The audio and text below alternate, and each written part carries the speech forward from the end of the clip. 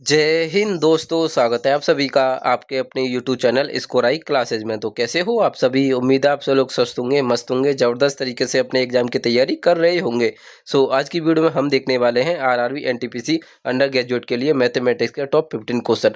और ये हमारा प्रैक्टिस सेट नंबर 6 होने वाला है। 5 क्लास ऑलरेडी चैनल पर अपलोड हो चुके हैं। यदि अभी तक आपने वो वीडियो नहीं देखी है तो उन वीडियो को जरूर देख लेना। उनकी प्ले लिस्ट की लिंक आपको वीडियो के डिस्क्रिप्शन में मिल जाएगी। तो चलिए अब वीडियो को स्टार्ट करते हैं। उससे पहले यदि आप इस चैनल पर नए हो तो चैनल को सब्सक्राइब जरूर कर देना, वीडियो को लाइक जरूर कर देना। तो चलिए अब वीडियो को स्टार्ट करते हैं।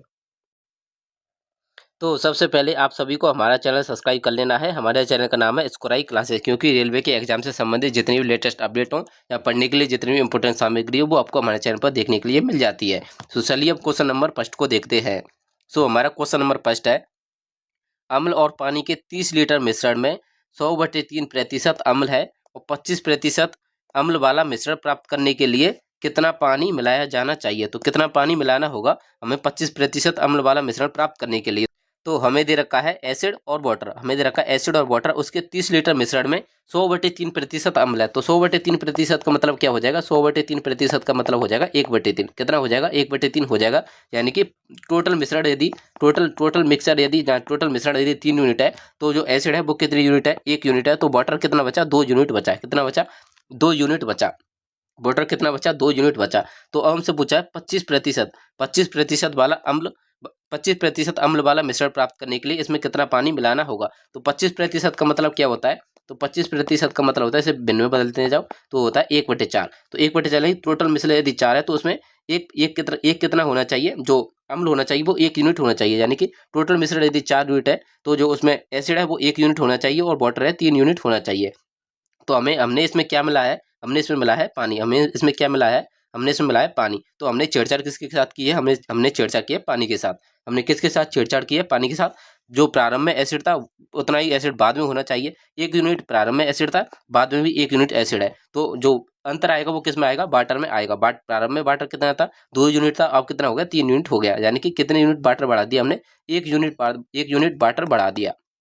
तो जो प्रारंभ में टोटल मिश्रण था वो कितना था? 3 यूनिट था। कितना था? 3 यूनिट था। तो इसको हटा लेते हैं। प्रारंभ में मिश्रण कितना था? 3 यूनिट, 3 यूनिट था। और वैसे मिश्रण कितना था? 30 लीटर था। कितना था? 30 लीटर था। तो 1 यूनिट की वैल्यू कितनी हो जाएगी? 1 यूनिट की वैल्यू हो जाएगी 10 लीटर। 1 यूनिट की वैल्यू कितनी आ गई? 10 लीटर। तो हमने कितना पानी मिलाया इसमें? 1 यूनिट पानी ही मिलाया है। तो 1 यूनिट की वैल्यू कितनी? 10 लीटर। तो यहाँ पे देख सकते हो ऑप्शन नंबर सी इसका राइट आंसर हो जाएगा। ऑप्शन नंबर सी इसका राइट आंसर हो जाएगा। काफी इजी क्वेश्चन था, एग्जाम में पूछा हुआ है। क्वेश्चन नंबर सेकंड है, इंपॉर्टेंट क्वेश्चन है, क्वेश्चन नंबर सेकंड। और इस क्वेश्चन को बहुत कम बच्चे सोल्व कर पाए थे जब ये क्वेश्चन एग्जाम में पूछा था। क्वेश्चन नंबर अब सेकंड हो जाएगा, 16x² - 8x + 1 बराबर क्या दे रखा है? 0। तो 16x² + 1/4x² का मान ज्ञात कीजिए। तो हमें किसका मान ज्ञात करना है? हमें मान ज्ञात करना है 16x² + 1/4x² का मान ज्ञात करना है। 1/4x² का मान हमें ज्ञात करना है। इसका मान क्या होगा? तो हमें दे रखा है 16x² - 8x + 1 बराबर क्या दे रखा है? बराबर 0 दे रखा है। तो आपको इसे देखकर थोड़ा सा महसूस हो रहा होगा कि आपने एक फॉर्मूला पढ़ा होगा a - b का होल स्क्वायर। a - b का होल स्क्वायर का आपने फॉर्मूला पढ़ा होगा। तो ये क्या होता है? a² + b² माइनस के 2ab। यहाँ इसको पहले भी लिख सकते हैं। तो ये होता है a², ये क्या होता है? a² माइनस के 2ab + b²। ये कुछ इस तरह से भी लिख सकते हैं और वैसे भी लिख सकते हैं। तो यहाँ पे आप देख सकते हो मैं इसको क्या लिख सकता हूँ? तो मैं इसको लिख सकता हूँ यहाँ पे 4x का होल स्क्वायर।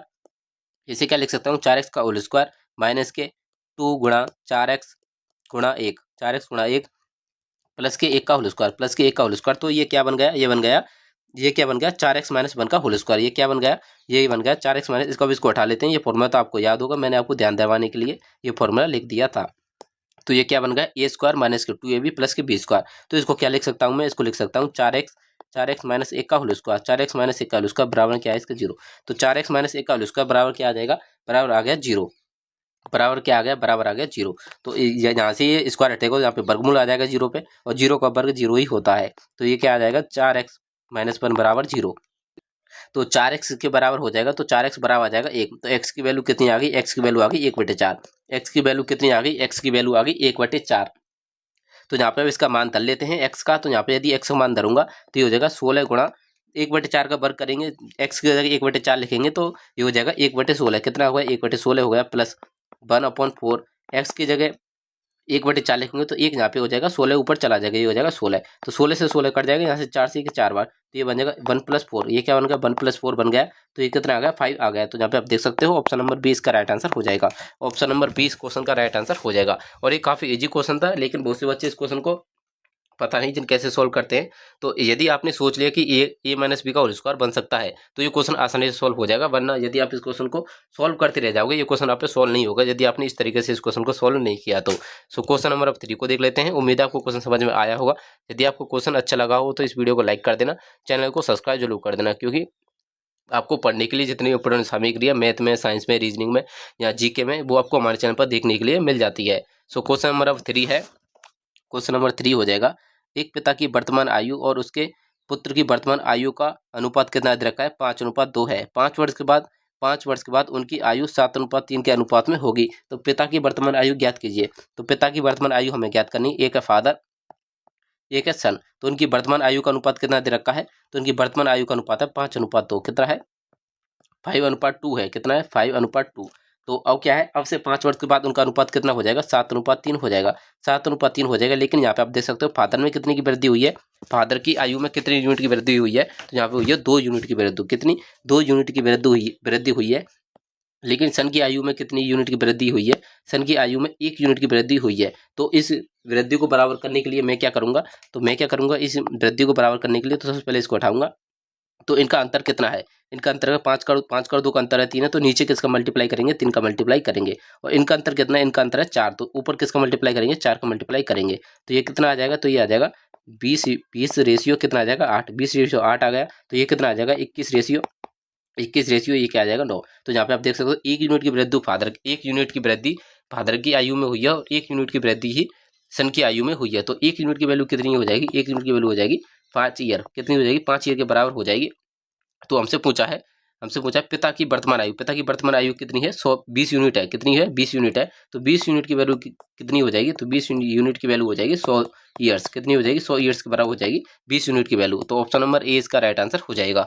सो उम्मीद है आपको क्वेश्चन समझ में आ गया होगा। काफी इंपॉर्टेंट क्वेश्चन है क्वेश्चन नंबर 3। तो ऐसे क्वेश्चन एग्जाम में अक्सर पूछ लिए जाते हैं, लेकिन काफी इजी क्वेश्चन है। सो क्वेश्चन नंबर 4 को देख लेते हैं। क्वेश्चन नंबर 4 है, यदि एक गोली की त्रिज्या एक अर्धगोली की त्रिज्या की 3 गुनी है, तो उनके आयतनों का संबंधी अनुपात ज्ञात कीजिए। तो हमें उनके आयतनों का संबंधी अनुपात ज्ञात करना है। तो एक रखा है हमें, एक बड़े गोली की त्रिज्या किसके बराबर है, अर्धगोली की त्रिज्या के बराबर है। तो गोली की त्रिज्या अर्धगोली की त्रिज्या के बराबर है।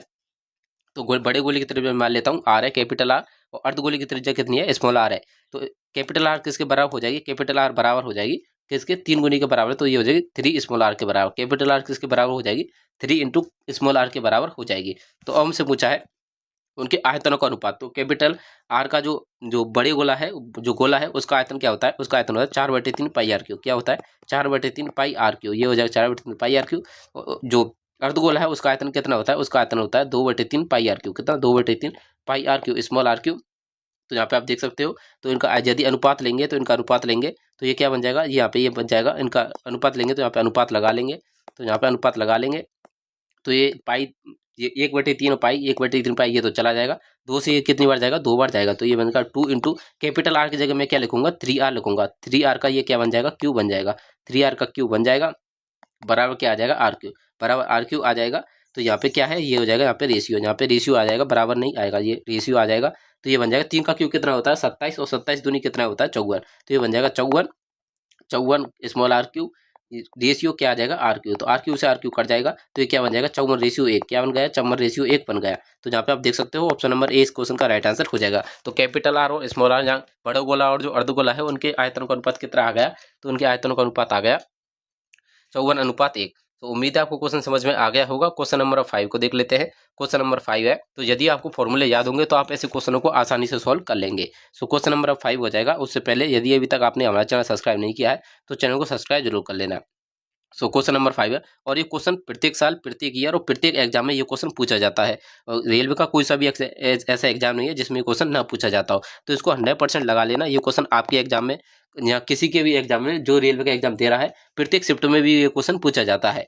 ऐसी कोई सी शिफ्ट नहीं होगी जिसमें ये क्वेश्चन ना पूछा जाता हो। सो क्वेश्चन नंबर 5 हो जाएगा, किन्हीं आंकड़ों का बहुलक और माध्यक क्रमशः 23.6 और 24 है, तो आंकड़ों का माध्य ज्ञात कीजिए। आंकड़ों का माध्य हमें ज्ञात करना है आनुभाविक संबंध का उपयोग करके। तो एक सूत्र होता है, ये सूत्र आपको याद होना चाहिए। तो बहुलक बराबर क्या होता है, तो बहुलक का सूत्र होता है बहुलक बराबर 3 गुणा माध्य का, बहुलक बराबर 3 गुणा माध्य का, बहुलक बराबर 3 गुणा माध्य का माइनस 2 गुणा माध्य, माइनस 2 गुणा माध्य। तो आपने ये फॉर्मूला आपको याद करना है। ये क्वेश्चन एग्जाम में हर बार पूछा जाता है। तो बहुलक कितना दे रखा है हमें, बहुलक दे रखा है 23.6। कितना दे रखा है, बहुलक दे रखा है 23.6 बराबर क्या हो जाएगा 3 गुणा माध्य का। माध्य का कितनी है, तो माध्य का है 24। माध्य का कितनी है, माध्य का ही माध्यक होता है। तो माध्य का कितनी है, माध्य का है 24 माइनस के 2 गुणा माध्य, मैं माध्यक मान लेता हूँ, माध्य मान लेता हूँ मैं x है। तो ये क्या हो जाएगा 2x बराबर 24 दिया कितना होता है 72 माइनस के 23.6 माइनस के 23.6, तो 2x इसके बराबर आ जाएगा।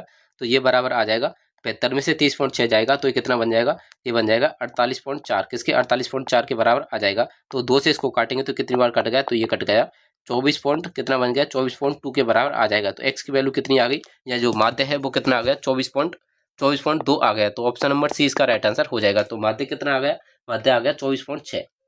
सो उम्मीद है आपको क्वेश्चन समझ में आ गया होगा। सो क्वेश्चन नंबर अब 6 को देख लेते हैं। उससे पहले यदि अभी तक आपने हमारा चैनल सब्सक्राइब नहीं किया है तो इस चैनल को सब्सक्राइब जरूर कर देना, इस वीडियो को शेयर जरूर कर देना अपने दोस्तों के साथ जो भी आरआरबी एनटीपीसी अंडर ग्रेजुएट की तैयारी कर रहा है।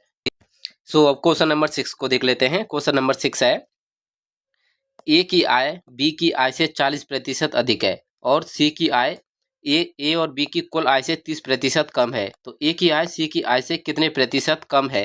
तो ये क्वेश्चन कल भी मैंने आपके लिए सॉल्व कराया था, ठीक ऐसा ही क्वेश्चन, क्योंकि ऐसे इस तरह के क्वेश्चन अब एग्जाम में पूछने लगे हैं। तो काफी इंपॉर्टेंट क्वेश्चन है क्वेश्चन नंबर 6। इसको कैसे सॉल्व करेंगे, हमसे कहा है ए की आय बी की आय से 40% अधिक है। तो 40% का मतलब क्या होता है, 40/100। तो ये कितना आ जाएगा, ये आ जाएगा 2/5, 2/5 यानी कि ए और बी यहाँ पे लिख लेते हैं, ए और बी। ए की आय बी की आय से 40% अधिक है, यानी कि बी की आय यदि 5 है तो ए की आय कितनी होगी, 5 पर 2 अधिक यानी कि 7 हो जाएगी। कितनी हो जाएगी, ए की आय हो जाएगी 7 यूनिट और बी की आय हो जाएगी 5 यूनिट। तो अब इसको हटा लेते हैं। और हमें दे रखा है, और हमें क्या दे रखा है, और हमसे कहा है सी की आय ए और बी की कुल आय से 30% कम है। 30% का मतलब 3/10, 3/10 यानी कि ए प्लस बी की कुल आय यदि ए प्लस बी की कुल आय यदि 10 यूनिट है तो सी की आय कितनी है, 30% कम है, यानी कि 7 यूनिट हो जाएगी सी की आय। सी की आय कितनी हो जाएगी, 7 यूनिट हो जाएगी। तो यहाँ पे आप देख सकते हो ए प्लस बी की कुल आय कितनी है, यहाँ पे 12 यूनिट है। कितनी है, 12 यूनिट है ए प्लस बी की कुल आय, और यहाँ पे ए प्लस बी की कुल आय कितनी है, 10 यूनिट है। तो हमें इसको बराबर करना है। इसको बराबर कैसे करेंगे, तो इसको हटा लेते हैं। तो यदि मैं इस पहले समीकरण में कैसे का मल्टीप्लाई कर दूं, तो मुझे ये बनाने हैं बराबर 12 का और 10 का कितना जो एलसीएम होता है वो होता है 60। तो मुझे यहाँ पे किसका मल्टीप्लाई करने होगा, यहाँ पे करना पड़ेगा 12 पंजे 60, 5 का मल्टीप्लाई करना होगा, और यहाँ पे किसका मल्टीप्लाई करना होगा, यहाँ पे 6 का मल्टीप्लाई करना होगा। तो ये हो जाएगा 5 7 35 और कितना हो जाएगा 55 25, 25 और से 25 और 35 कितने हो गए, ये हो गए 60 यूनिट। कितने हो गए, 60 यूनिट हो गए। ए प्लस बी की कुल आय कितनी होगी, 60 यूनिट, और यहाँ पे 6 का मल्टीप्लाई करूंगा तो ये हो जाएगा 60/42। कितना, 7 6 42, तो ये हो जाएगा 42। तो यहाँ पे भी ए प्लस बी की कुल आय कितनी होगी, 60 यूनिट, यहाँ पे ए प्लस बी की कुल आय कितनी होगी, 60 यूनिट। तो अब ये क्वेश्चन बराबर हो गया। तो अब हमसे पूछा है ए की आय सी की आय से कितने प्रतिशत कम है। ए की आय सी की आय से कितने प्रतिशत कम है। ए की आय कितनी है, ए की आय है 35 यूनिट, और सी की आय कितनी है, सी की आय है 42 यूनिट। तो ए की आय सी की आय से कितनी यूनिट कम है, तो ये हो जाएगी 7 यूनिट कम। किससे, सी की आय से नीचे आ जाएगा 42, नीचे आ गया 42, इंटू में लाने के लिए 100% बनाने के लिए 100, 7 से जो 42 जाएगा 6 बार, और ये कितनी बार चला जाएगा, तो ये चला जाएगा 2 से कितनी बार है 50 बार, और 2 से 6 कितनी बार, 3 बार। तो 50/3% कम है। तो यहाँ पे आप देख सकते हो ऑप्शन नंबर सी इसका राइट आंसर हो जाएगा। ऑप्शन नंबर सी इसका राइट आंसर हो जाएगा। तो ये काफी इंपॉर्टेंट क्वेश्चन है। इस तरह के क्वेश्चन वो एग्जाम में पूछने लगा है एग्जामिनर इस क्वेश्चन को। तो पहले इस क्वेश्चन को नहीं पूछते थे, लेकिन अब ये क्वेश्चन एग्जाम में आने लगा है। सो क्वेश्चन नंबर अब 7 को देख लेते हैं। क्वेश्चन नंबर 7 है, क्वेश्चन नंबर 7 हो जाएगा, काफी इंपॉर्टेंट क्वेश्चन है। 4 किग्रा मिश्र धातु का 1/2 हिस्सा लेड है और शेष टिन है। 5 किग्रा एक अन्य मिश्र धातु का 1/6 हिस्सा लेड है और शेष हिस्सा टिन है। यदि इन दोनों मिश्र धातुओं को मिला दिया जाए तो नए बनने वाले मिश्रण में टेन और लेड का अनुपात ज्ञात कीजिए। तो नए बनने वाले मिश्रण में टेन और लेड का अनुपात हमें ज्ञात करना है। तो हमें दे रखा है 1 टिन 1 लेड, 1 टिन 1 लेड, ये हमें दे रखा है। तो 4 किग्रा मिश्रण है शुरुआत में, जिसमें से 1/2 हिस्सा, 1/2 हिस्सा मतलब क्या होता है, आधा हिस्सा यदि उसमें लेड है और आधा हिस्सा किसमें होगा, टिन होगा। तो यानी कि 2 किग्रा इसमें लेड होगा, 2 किग्रा क्या होगा, टिन। तो 2 किग्रा टिन ही होगा और 2 किग्रा कितना होगा, लेड होगा।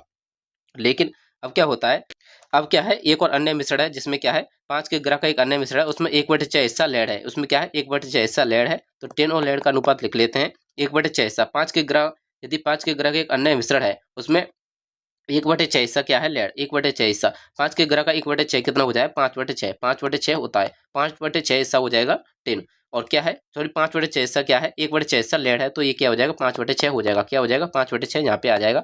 और फिर टिन कितना है CS टिन है, CS टिन कितना हो जाएगा, यदि 1/6 हिस्सा लेड है तो 5/6 हिस्सा क्या बचेगा 5/6 हिस्सा बच जाएगा टिन, 5/6 हिस्सा क्या बच जाएगा टिन बच जाएगा। 5/6 हिस्सा निकाल लेते 5 का 5/6 हिस्सा कितना आ जाएगा 25/6, 25/6 आ जाएगा, 25/6 हिस्सा क्या हो जाएगा ये हो जाएगा टिन। तो अब हमसे पूछा है यदि इन दोनों मिश्रणों को मिला दिया जाए तो टिन और लेड का अनुपात कितना होगा, तो लेड और टिन का अनुपात कितना होगा, तो टिन टोटल टिन कितनी हो जाएगी, तो टोटल टिन हो जाएगी या टोटल लेड कितना हो जाएगा, पहले लेड को मिला लेते हैं, हमसे पूछा लेड और टिन का, तो टोटल लेड कितना हो जाएगा, पहले ही मिश्रण में 2 किग्रा और दूसरे मिश्रण में कितना है 5/6 किग्रा, 5/6 किग्रा, तो ये कितना हो जाएगा 6 दूनी 12, 12 5 17, 17/6 किग्रा आ गया, ये क्या आ गया लेड। और ये क्या आ जाएगा, अब निकालेंगे टिन को, तो टिन क्या है शुरुआत में टिन कितनी है 2 किग्रा है, और फिर कितनी है 25/6 किग्रा, 25/6 किग्रा, ये 6 दूनी 12, 12 12 और 25 कितने हो गए 12 और 25 हो गए 37, 12 और 25 37, 37/6 किग्रा, 37/6 किग्रा, 6 से 6 कट जाएगा, तो जो लेड और टिन का रेशियो कितना आ जाएगा अन्य मिश्रण में 17 रेशियो 37 आ जाएगा। तो जहाँ पे आप देख सकते हो ऑप्शन नंबर सी इसका राइट आंसर हो जाएगा, ऑप्शन नंबर सी इसका राइट आंसर हो जाएगा। काफी इंपॉर्टेंट क्वेश्चन है।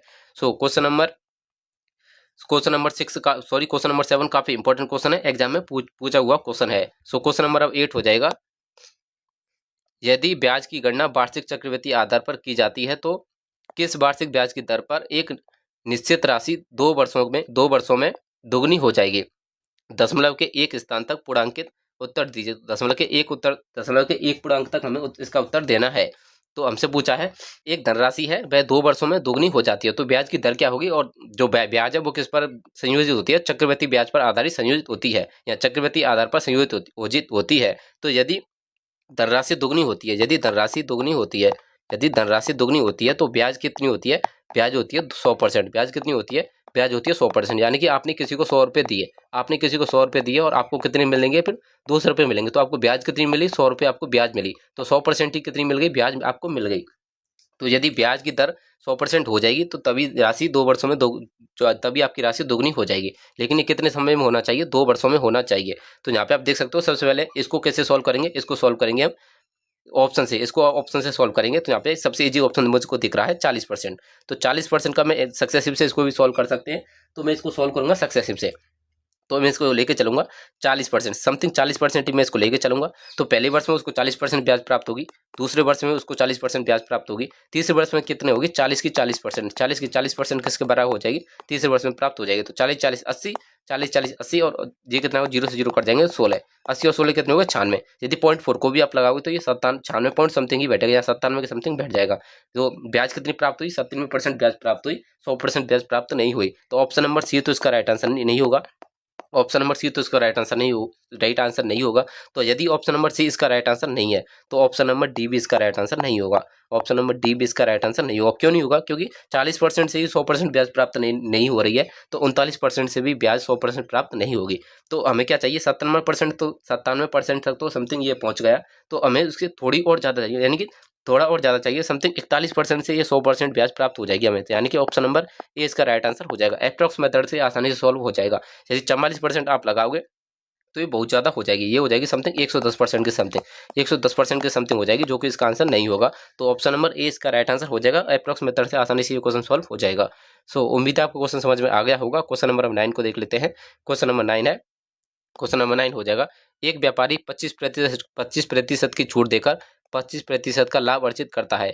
यदि वह वस्तु को 10% छूट पर बेचता तो लाभ ज्ञात कीजिए। तो हमें लाभ ज्ञात करना है, और ये क्वेश्चन काफी इंपॉर्टेंट है, बहुत कम बच्चे इस क्वेश्चन को सॉल्व कर पाए थे। पूरे कॉस्ट प्राइस और सेलिंग प्राइस में जब मैंने आपको जो टॉप 10 क्वेश्चन की सीरीज कराई थी, तो मैंने आपको बताया था टोटल जो कॉस्ट प्राइस और सेलिंग प्राइस वाले चैप्टर है या प्रॉफिट एंड लॉस वाला चैप्टर है, आपको उसमें एक फॉर्मूला याद करना है सीपी से एमपी के रेशियो का। सीपी से एमपी के रेशियो का आपको एक फॉर्मूला याद करना है सीपी से एमपी का। वो क्या होता है 100 minus D, 100 plus P, 100 plus P. तो डी क्या है डिस्काउंट और पी क्या है प्रॉफिट।